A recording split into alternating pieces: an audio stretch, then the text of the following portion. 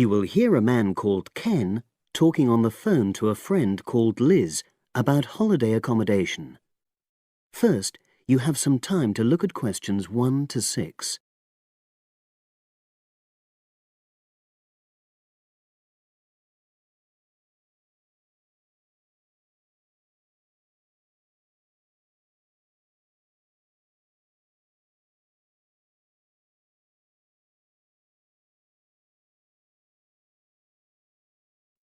Now we shall begin. You should answer the questions as you listen because you will not hear the recording a second time. Listen carefully and answer questions 1 to 6.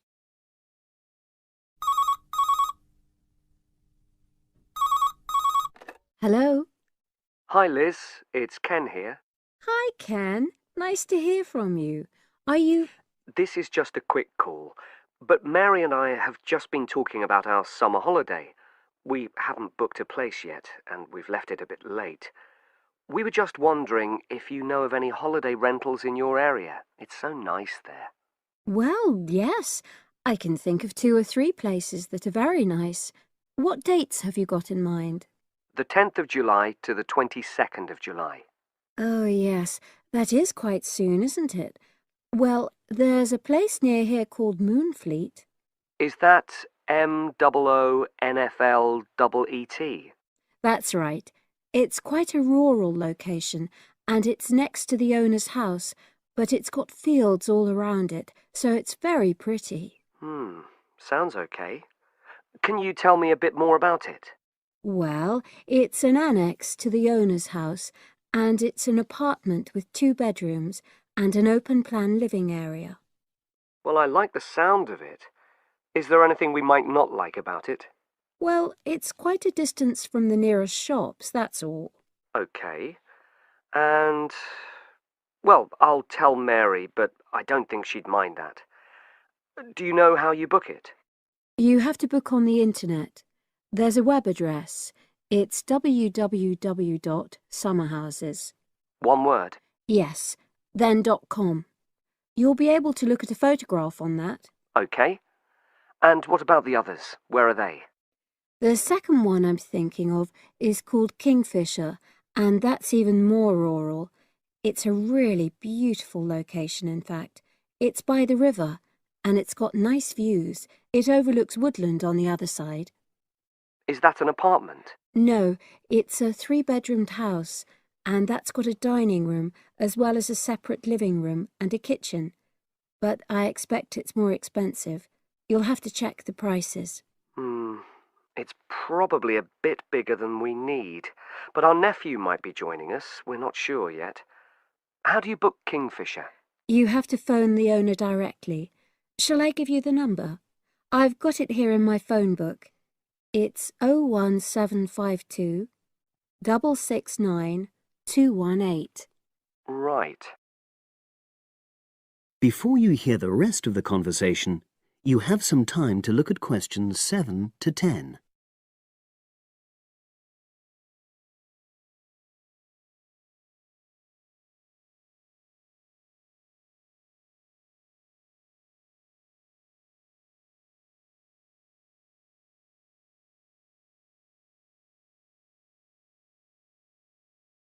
Now listen and answer questions 7 to 10.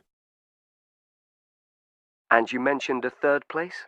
Yes, there's a house that my sister stayed in last year. It's called Sunnybanks. Nice name. And the location of that one is rather different. It's in the centre of a village, but it's a very small and quaint place. Did your sister like it?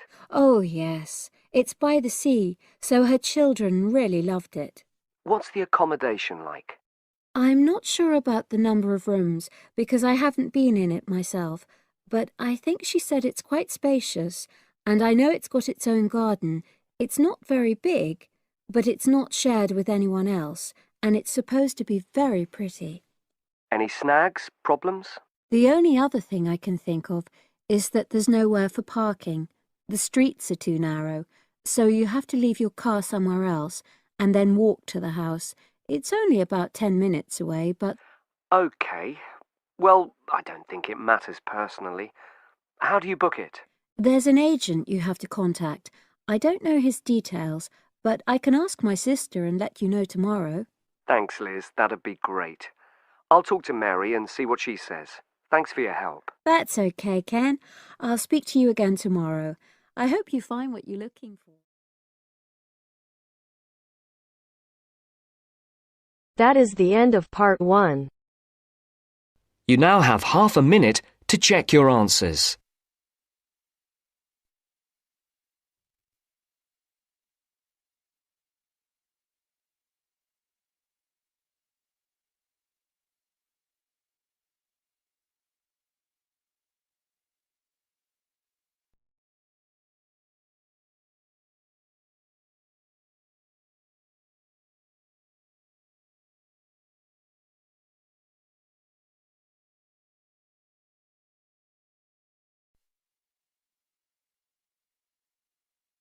Now turns to part 2. Part 2. First, you have some time to look at questions 11 to 17.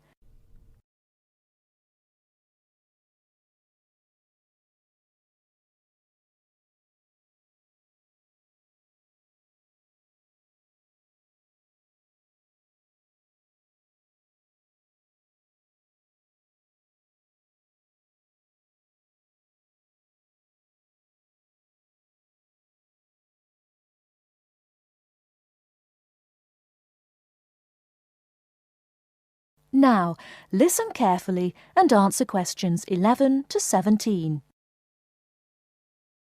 Hello, and thanks everyone for coming here today. I know it's always a bit stressful going for a job interview, but it's best to be prepared. For any of you who may not know me, my name is Fiona Ogilvie, and my job is to offer guidance and support for students with special needs. Now, you wouldn't be here today if you weren't interested in finding a job in the holidays.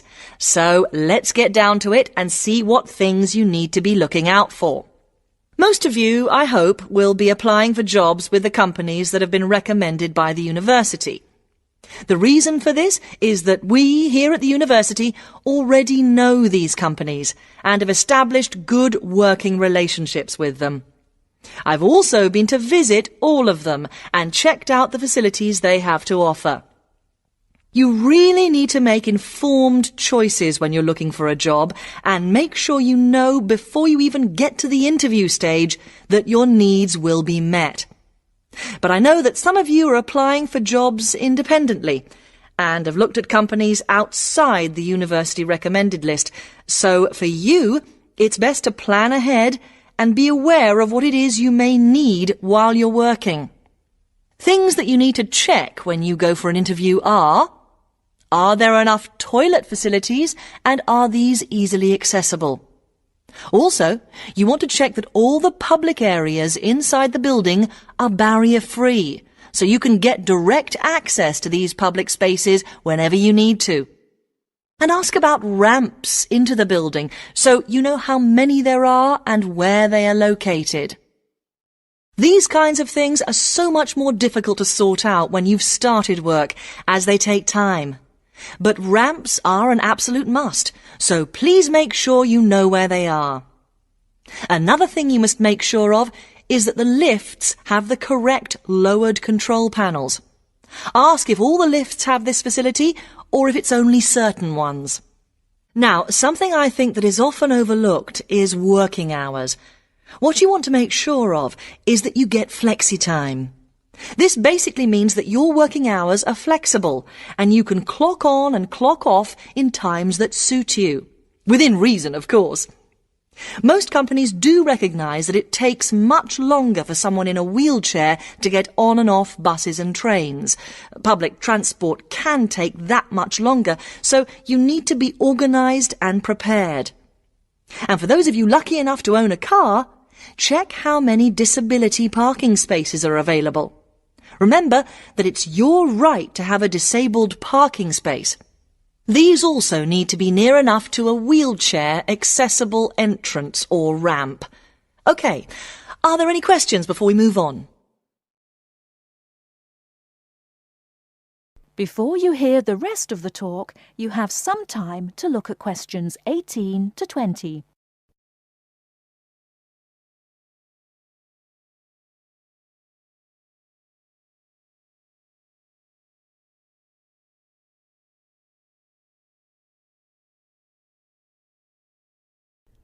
Now listen and answer questions 18 to 20.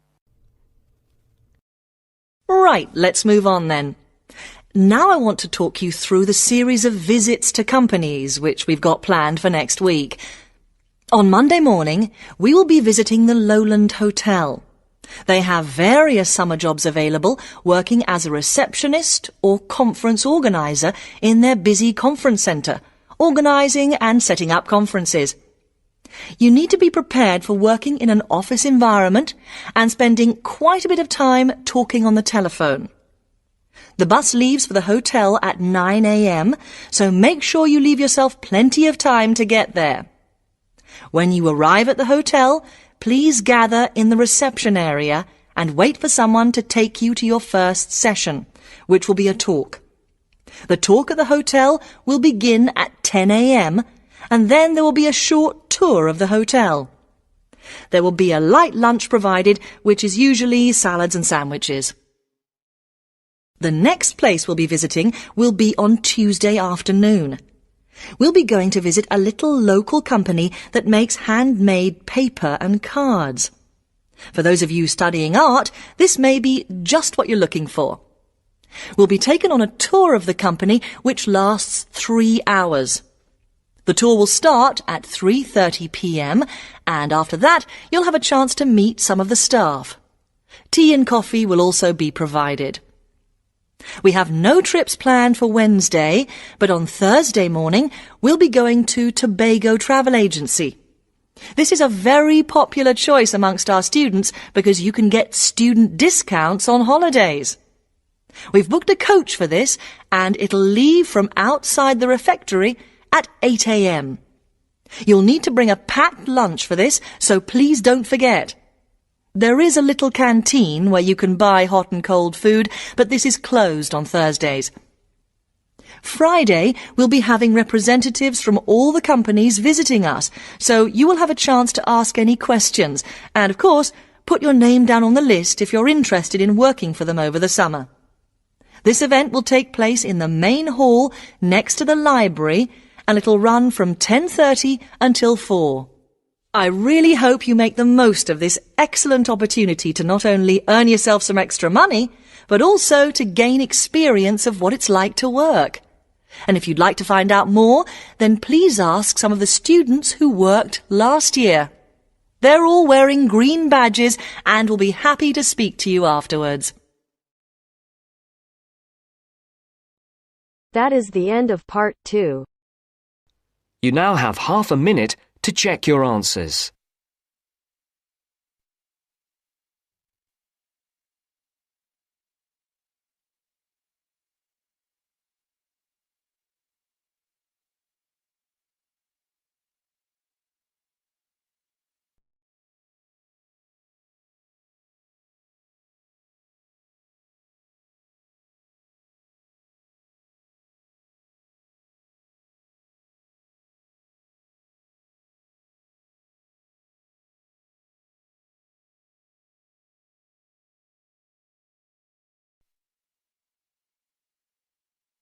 Now turns to part 3. Part 3. The next important development in how history is recorded came with print. First, you have some time to look at questions 21 to 25.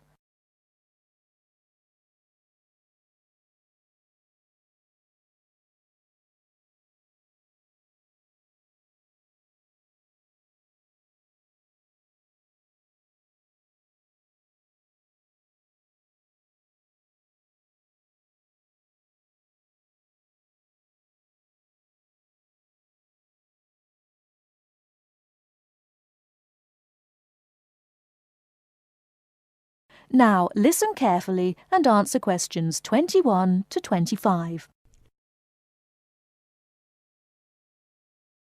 The next important development in how history is recorded came with print. In the 8th century, the Chinese invented paper and woodblock printing. Remember that up to this time, very few people could read and write, and so only a very small number of people could understand written history. Suddenly, many books appeared, and many more people learnt to read.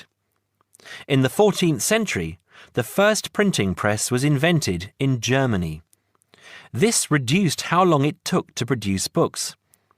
The new printing technique quickly spread to other parts of the world.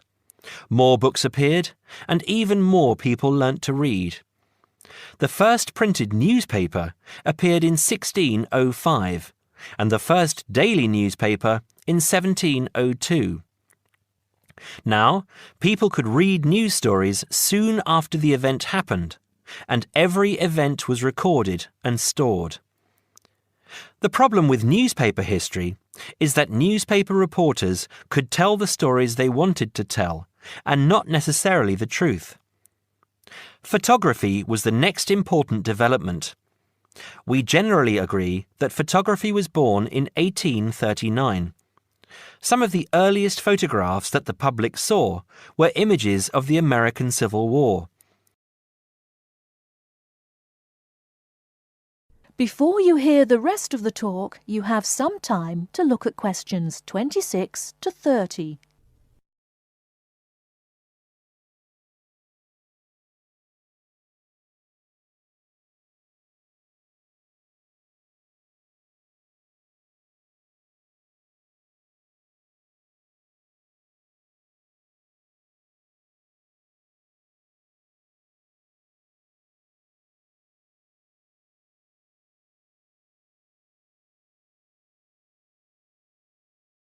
Now listen and answer questions 26 to 30. People were shocked by the photographs of dead soldiers, and for the first time saw the reality of war. By 1850, photographs appeared regularly in newspapers, and people now expected the truth. At the end of the 19th century came the first motion picture camera. Soon, history was being recorded as moving images. In the 1930s, television brought moving images into people's homes.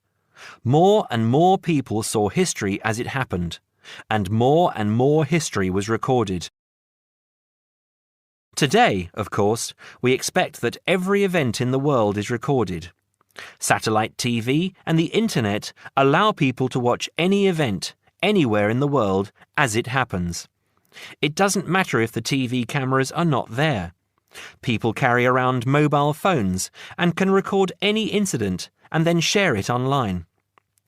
Families have their own video cameras and record their own history.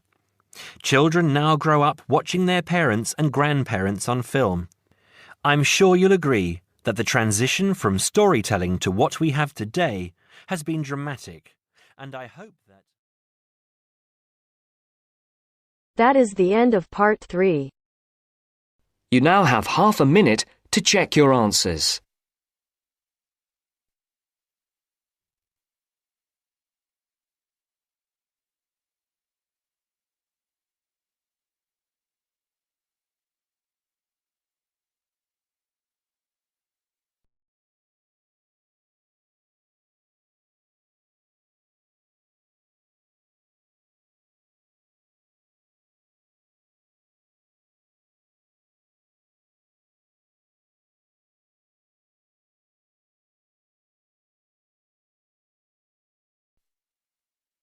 Now turns to part 4. Part 4. Now listen to the second part of the lecture. As you listen, complete the notes below. First, you have some time to look at questions 31 to 40.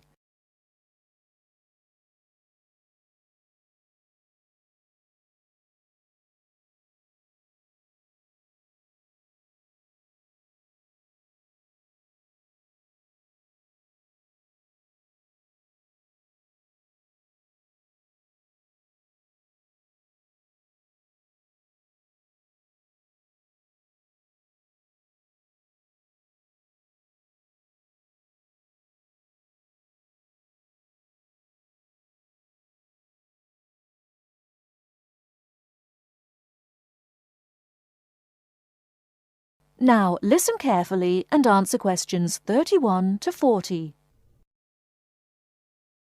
Now let's turn to shopping, which may interest you more. In general, shops open at 9 o'clock in the morning and close at 5:30 in the afternoon. In country towns and quieter suburbs, smaller shops close for an hour at lunchtime, and once a week there tends to be an early closing day when most shops shut during the afternoon. Many cities have a late night once a week when shops stay open until approximately 8 o'clock in the evening. You should ensure that anything you bring into the country, such as travelling irons, heated rollers, hair dryers and electric shavers, can be used on the standard British voltage, which is 240 volts, 58Z. Many hotels will, on request, be able to supply adapters for electric shavers. When you travel, you may want to send postcards home. Stamps can be bought at post offices throughout Britain. They are open from 9 o'clock to 5:30 Monday to Friday, and until 12:30 on Saturday. Stamps can also be bought at postal centre stamp dispensers, at large stores and major tourist attractions. For posting letters, you don't have to go far before finding a red painted letterbox. Alternatively, use the letterboxes at post offices. You may ask how much to tip in hotels and how much it is for a taxi.